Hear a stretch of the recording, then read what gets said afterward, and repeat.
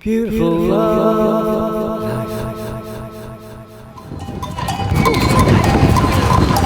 One special planet, and one chance of life. Bring her into the sweet creatress of the night and day. Bring your spirit to rest our thoughts in you. Guide our feet in the natural way. Oh, round Mother Earth, bring her into the sweet creatress of the night and day. Bring your spirit through, rest our thoughts in you. Guide our feet in the natural way.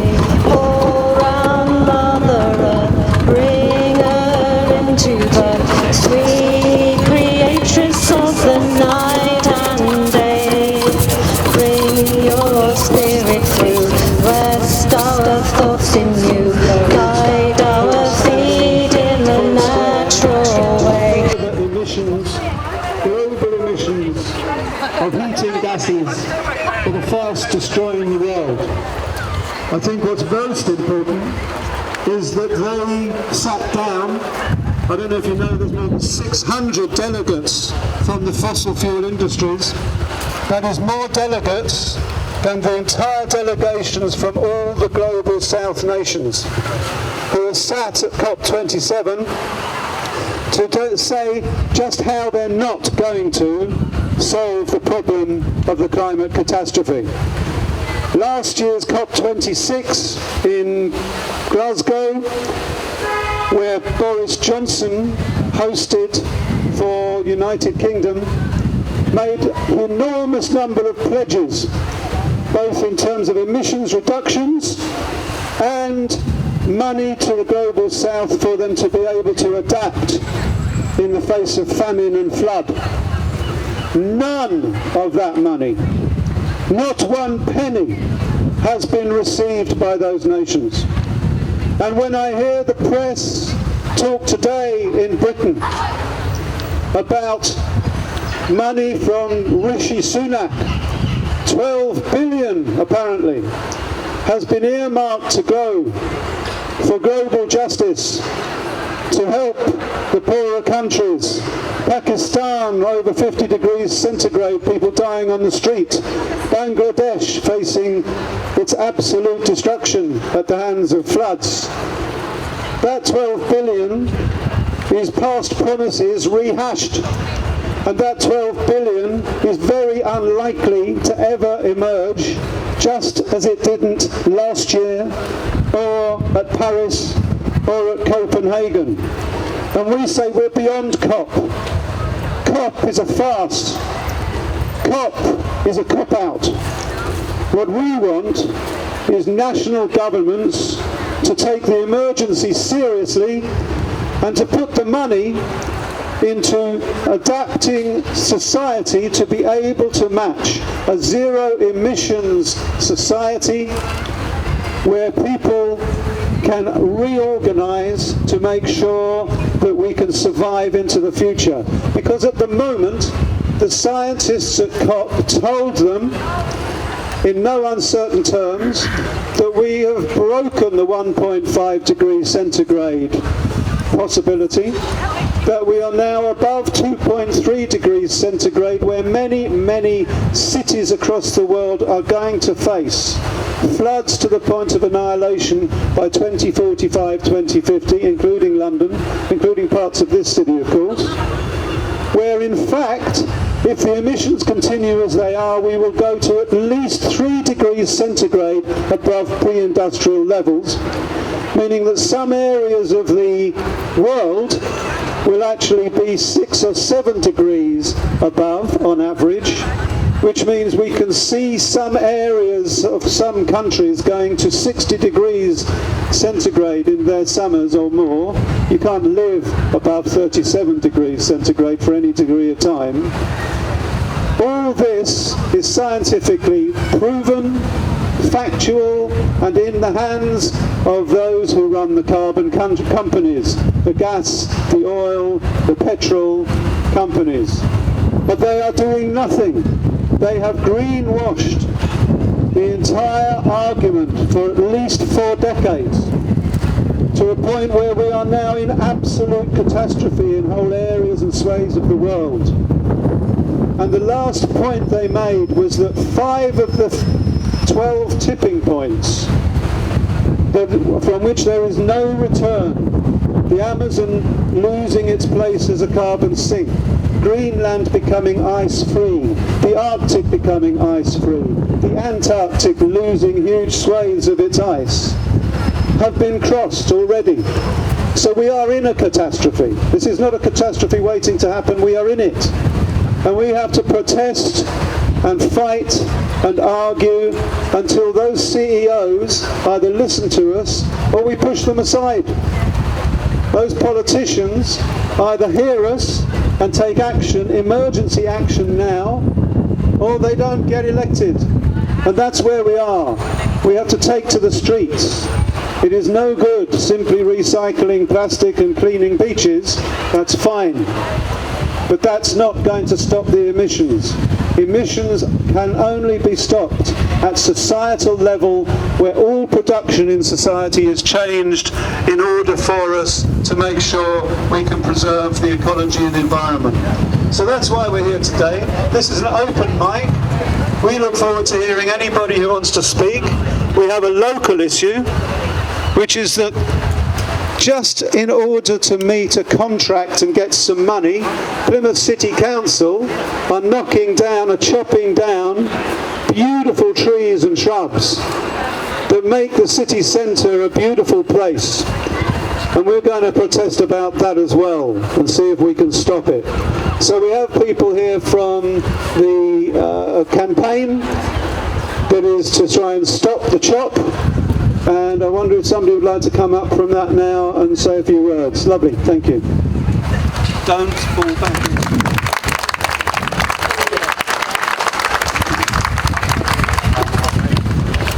Hi folks, I'll try and keep this short and sweet. So we're from Straw, Save the Trees Armada Way.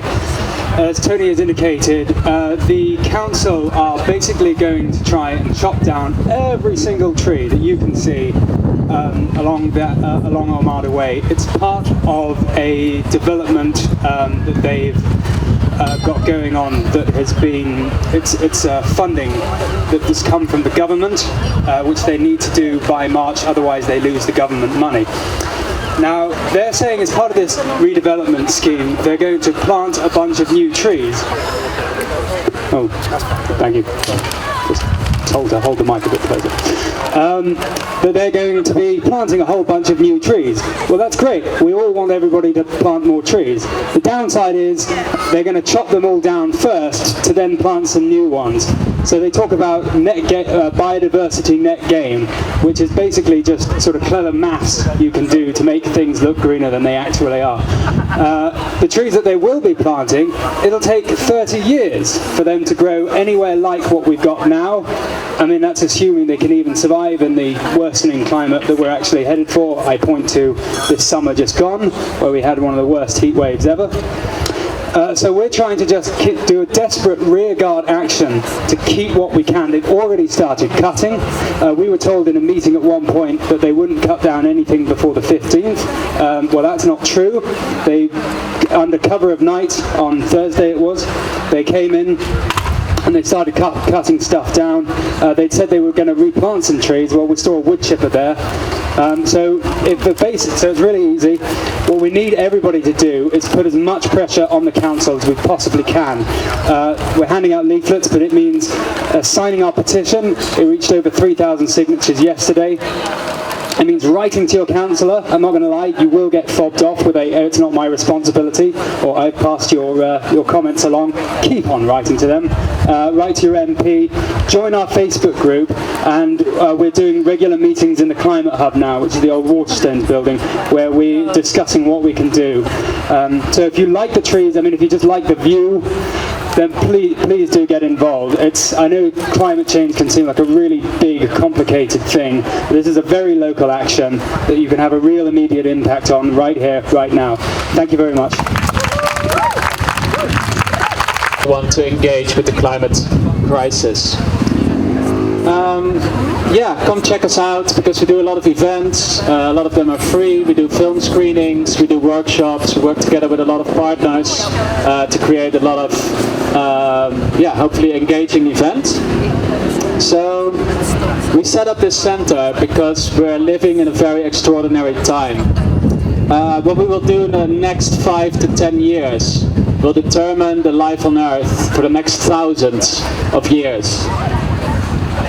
At the moment, we're pumping way too much CO2 and other greenhouse gases into the atmosphere, and we've been doing that for quite a while now. We're seeing the effects of climate change in our own lives and on the news. The floods in Pakistan, the droughts here in Britain, leading to disruption of essential infrastructure and creating blazing fires in many parts of this country. Biodiversity is dropping drastically, especially insect populations. They are the pollinators of this world. They are dying because of the way we grow our foods and work the land. We're in the middle of a 6th mass extinction. So this is it. If we don't act now, we will lose the life systems on which we depend. If we lose this fight against greed and ignorance, we will lose most life on Earth. At the same time, we're in an economical crisis. Some call it the cost of living crisis. I would rather call it the cost of greed crisis. Britain is starting to be a poor country with some rich people in it. Wages have been stagnant for a long time now. Rents have gone up. The energy bills have gone up. Prices everywhere have gone up. And at the same time, BP, in the last 3 months, made 7.1 billion. Shell made 8 billion. We're not taxing these companies. If we tax these companies, we can actually do something. The climate crisis and the economic crisis therefore intersect. And a good example of this is the horrific state of the British housing stock. Compared to most countries in Europe, our houses are drafty and cold. They are badly insulated, leading to high energy prices, to energy poverty, and to people having to choose to heat or to eat. At the same time, the houses are responsible for high CO2 emissions, because it takes a lot of energy to warm a drafty home. The amount of green jobs that we can create if the government and housing corporations would invest in insulating houses is immense. Insulating houses is the cheapest way to reduce carbon emissions. It's the low-hanging fruit. It can create so many new jobs, and it will lower the energy cost for all of us. It's not easy to live in a society knowing the truth about the climate crisis and the worsening economic conditions that we are in. And at the same time, we're seeing that our leaders are failing us. We need to make a transition, but that transition is only going to happen if we come together. We need to move beyond individual consumer action. We need to start acting collectively. We need to develop our movement ecosystem. In a healthy ecosystem, every species has their own niche and does their own thing. The same thing is true for a social movement. If you want to build a strong and resilient ecosystem as a movement, we need to do different things. We need to have groups that provide direct support for people impacted by the current crises. We need people resisting the current dominant systems that reproduce inequality and environmental destruction. We need good education, training and empowerment. We need groups that exemplify alternative ways of economic relations. We need groups working in companies and institutions, installing the alternative sustainable technologies that are already available. We need unions and democratic initiatives to get democratic control over our workplace and over our government, so that we can make the decisions that work for all people, not just a few. All of these niches need to exist for our ecosystem to function properly.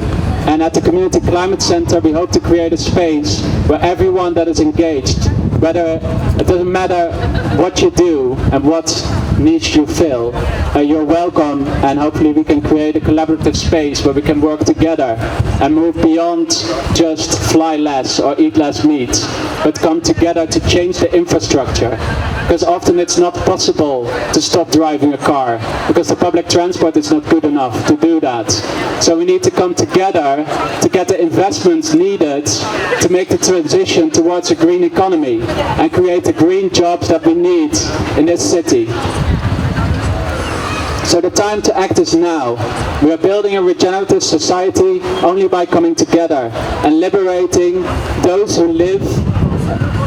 whose lives are ravaged by economic mismanagement that is happening at this moment, and to protect the future of all species on this planet. And the good news is there's so many different initiatives happening all around us in Plymouth. But we need you to join in. We need to find your niche and become part of the ecology. Thank you.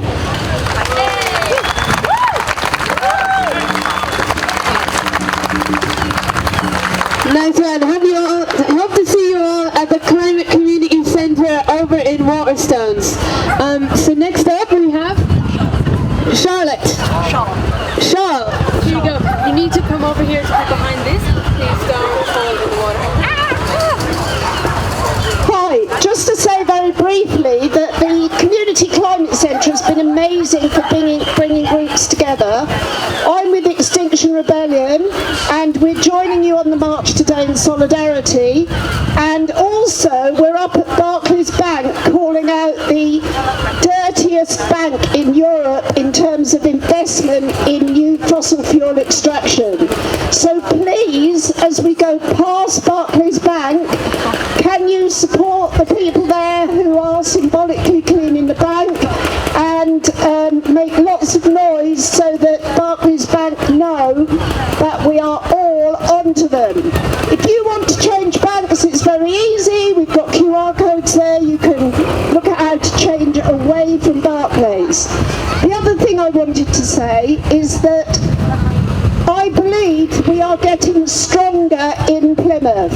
I believe that in Plymouth, the groups need to be coming together and looking at what we have that's similar and not at our differences. And I believe that within the next year, we need to get hundreds of thousands of people on the streets of London, and we need to take at least 100, 200, 1,000 if possible from Plymouth, so that we can call this government out and say that we need real action on climate change, and we need to bring about social and climate justice. Let's stay joined up in Plymouth and bring about change in society. Thank you. Thank you so much, Charles. And yes, definitely getting our money away from all of those dirty mainstream banks is just one of the quick and easy tasks you can get done, along with then going on to collaborate with everybody. Next up is Liam with the Socialist Workers' Party.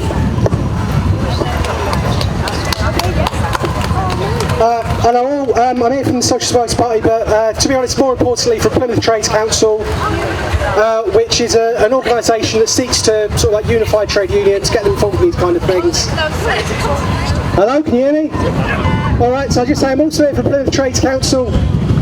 Sorry, spitting into the mic or something here, I don't know. Alright, the main reason I'm up here to speak today, I agree absolutely with everything Shan said. I just want to emphasise there's a People's Assembly after the march, where hopefully we can make those links and sort of like arrange something afterwards, so please come along to that in addition to going on the march. It's very important to solidify those links. I'm mainly here to read a statement from the Egypt Solidarity Initiative, because of course COP27 is taking place in Egypt at the moment. So this was written prior to COP, so some of the stuff is in the future tense, for stuff that's just recently happened. It's against climate change, against dictatorship, a message from Cairo. This November, the COP27 conference will be held in the tourist town of Sharm el-Sheikh in the Sinai Peninsula in Egypt. The government of the world has broken nearly all the promises made in the Glasgow COP26. We are all inching closer to a climate catastrophe, but politicians, leaders and major corporations are too immersed in their competition for resources, markets and geopolitical dominance to take the necessary measures to save our planet. It is becoming clearer every day to millions of people across the globe that only a grassroots movement can force through actual change. Yet the COP27 conference is taking place in an isolated, heavily policed tourist resort with only one major road in and out, and hotels that are required to charge rates that might push the entire COP beyond the means of many grassroots organisations, particularly those from poorer countries. The Egyptian government has announced that there will be space for opposition during the conference, but what they actually mean is that activists will be offered fake AstroTurf protests in which state-affiliated NGOs demonstrate near the convention centre to deliver the impression of an independent local civil society. No real Egyptian opposition activists will be allowed near Sharm el-Sheikh during the conference. It would be a shame if genuine global grassroots movements are fooled into taking part in such a state-orchestrated charade. While the Egyptian government is preparing to host COP27, thousands of people, amongst them human rights defenders, journalists, peaceful protesters, lawyers, opposition politicians and activists, continue to suffer in Egyptian jails in brutal conditions solely for exercising their rights to freedom of expression, association or peaceful assembly without legal basis or following grossly unfair trials. Egypt is an African country, part of the global south, but Egypt is also a country ruled by a brutal and corrupt military dictatorship. The regime of al-Sisi, which presents itself during the conference and in the months leading up to it, is championing the needs and demands of the global south in general and the African continent in particular. This is a great lie. The only thing this regime represents is a military junta that has been in power since 2013. In July 2013, General Sisi came to power through a brutal military coup, taking advantage of the failed policies, political paralysis and betrayed promises of the presidency of Mohamed Morsi and the Muslim Brotherhood. The regime since then has crushed all forms of opposition through a campaign of terror. This regime does not represent the Egyptian people, nor in any way does it represent the African continent or the global south. Sisi will do everything he can to greenwash the regime and highlight a few showcase projects of alternative and renewable energy. The reality is that he is ravaging both the Egyptian people and the environment. The aim of this greenwashing is twofold. First, to extract as much financial aid as possible from the rich industrialised countries. Most of this money will end up being siphoned out of the country into the bank accounts of Sisi and his generals in the same industrialised countries.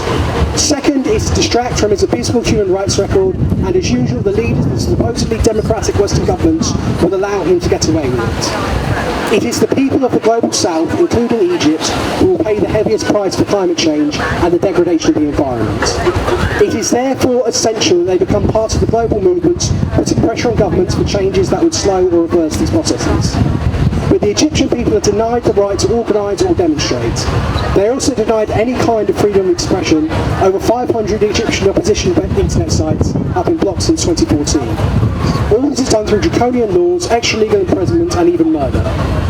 Egyptian activists who have opposed aspects of the government's environmental policies have been harassed, imprisoned, put under surveillance and silenced.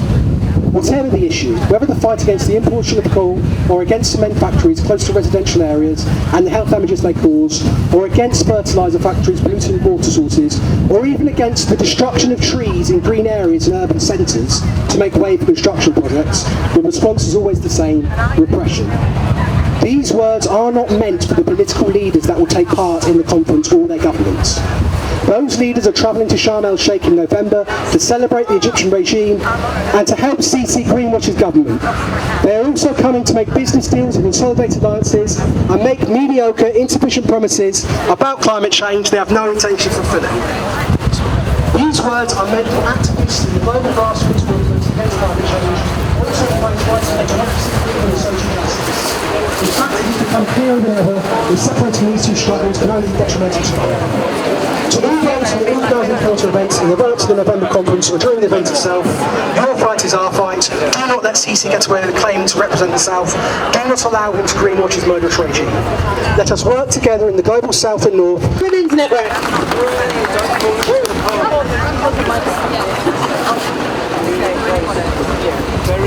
Well, hello. So we have a chant for you. We are the Plymouth Women at Work. I'm amongst other things.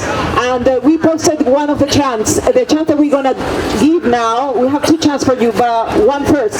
This one is called the Climate Song, or Do It Now. It was created by an initiative. It's not our chant. It was created by an initiative called Sing for the Climate in Belgium for the COP18. And the original song has 4 verses, but we reduced it to 2.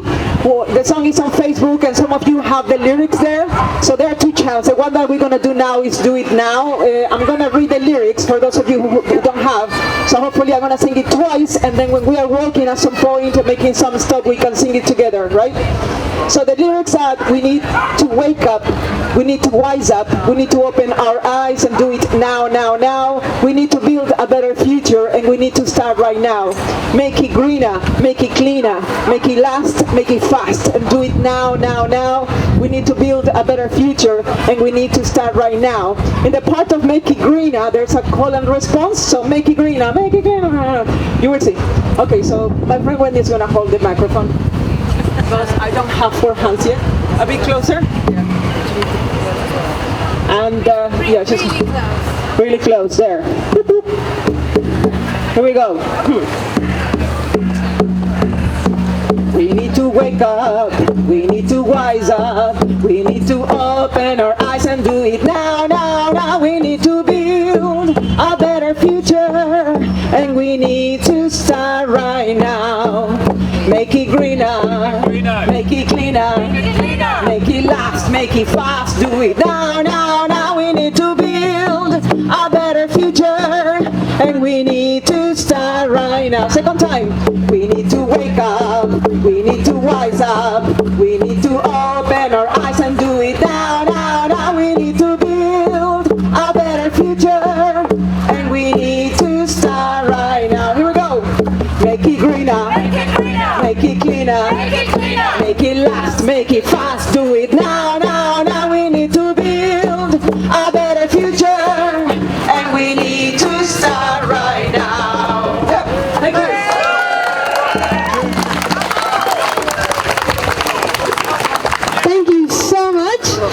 I was so mesmerized by that, I didn't get a chance to ask the next gentleman who's coming up here what his name was, so he's going to have to introduce himself. You did, and I totally forgot it immediately. There you go. That's one up for me. Yeah, hi everybody.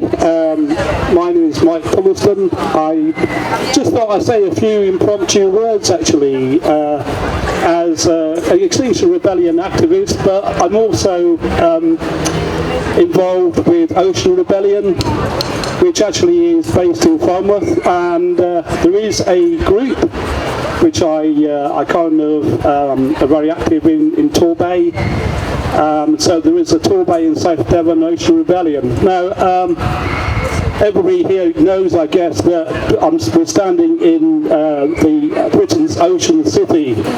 All I want to say is that I think maybe a lot of you know about the effects of climate change at the moment terrestrially, in terms of the atmosphere and everything else that people have been talking about today. But unfortunately, unbelievably, people still don't think much about the effects on the ocean. Some of you may be aware about ocean acidification, changes to the ocean temperatures, which is having devastating effects, for instance, on corals in Australia and other temperate seas. So basically, there's been a massive distribution shift in species. Even in the UK, we are seeing warm water species around Plymouth Sound, even all around the southwest. But what I want to just get across to you, and I'm very conscious that I'm standing in a city that has a big fishing industry. What I'm going to say to you is the biggest threat to the ocean right this second is actually over-extraction. Okay, we are taking out too much of the marine life on an industrial scale. You may have heard people say that by 2050 there'll be no more fish in the sea. Well, we are heading to actually large areas of the ocean where there'll be very few fish left. We have taken out 90% of the big fish from the ocean in 50 years. We've got super trawlers working around the ocean globally. We've got super trawlers working around the UK continuously. The super trawlers right now working around the UK. I checked this morning. Basically, they're catching the pelagic fish, the small fish. We're fishing out the deep water fish. And some of you may know about this, but you can walk across the road to Boots and you can buy some krill tablets. So krill is one of the most abundant biomass on the planet, so they're like shrimp-like creatures. They are at the base of the food chain in the Arctic Ocean and the Southern Ocean. The reality is that 24 hours a day, 365 days a year, there is a vast industrial fishing fleet catching these animals. Basically, sooner or later, that fishery is going to be impacted. The marine food web will collapse. So we need to be very concerned about what we're doing to the ocean. And as I often say to people, you know, everyone knows about what's happening to the Amazon. 29% of the Amazon is gone. But actual fact, 50% of the oxygen you're breathing right this second comes from the ocean. The ocean regulates our temperatures. The ocean actually controls our weather patterns, which we all know are changing dramatically. We all know that. So I'd just like you to have a think about the ocean at the moment. And somebody mentioned just now actually about the National Marine Park here. Well, to be quite honest, you know, as somebody who's connected with the marine biology community, I think it's all a bit of a sham actually. Just recently we allowed a cruise ship to moor in Plymouth Sound. They are one of the most polluting ships on the planet, 7 times the CO2 footprint of a long-haul flight, and yet it seems okay to allow a ship like that coming in here. As the other speaker said earlier, Plymouth Sound is badly polluted. There's litter everywhere. It's not being looked after. So what I can say to people of Plymouth is please just go and have a look and see what's going on. And actually, if you're going to vote, then vote for people that really care about it. And I would say, I am actually somebody who doesn't, I'm not going to vote ever again, okay? But that's my own personal choice. I would say to you, one of your local MPs, Luke Pollard, who was recently environment spokesperson for the Labour Party, Luke actually, you can go onto his website and it still says there that he's in favour of reopening Plymouth Airport. He wants to actually widen the A38 to become a motorway, and he thinks we should have a cruise ship terminal in Plymouth to welcome rich tourists. So just have a little think about that, about when you do vote. If you vote, then, you know, vote for people that may look after the ocean a bit more. And I'll just say, if you want to look up some information, please check out the Ocean Rebellion national web page. It's incredibly informative, and you will see that the group has been incredibly active in Europe and around the world. So, and there's also a Facebook group page for Torbay and South Devon Ocean Rebellion. And please read or listen or watch anything by Sylvia Earle, who's the greatest advocate for the ocean living at this moment. So that's all I wanted to say. Thank you for listening and have a great March Day. Thank you. This was International Planet Awareness Day on the 12th of November 2022. Thanks to everybody involved in the campaign on a peaceful basis. Sorry if I got a bit passionate at times over other issues. Love Summertime TV Worldwide. You can contact us at ccs31@gmail.com. Don't forget to friend and share the video.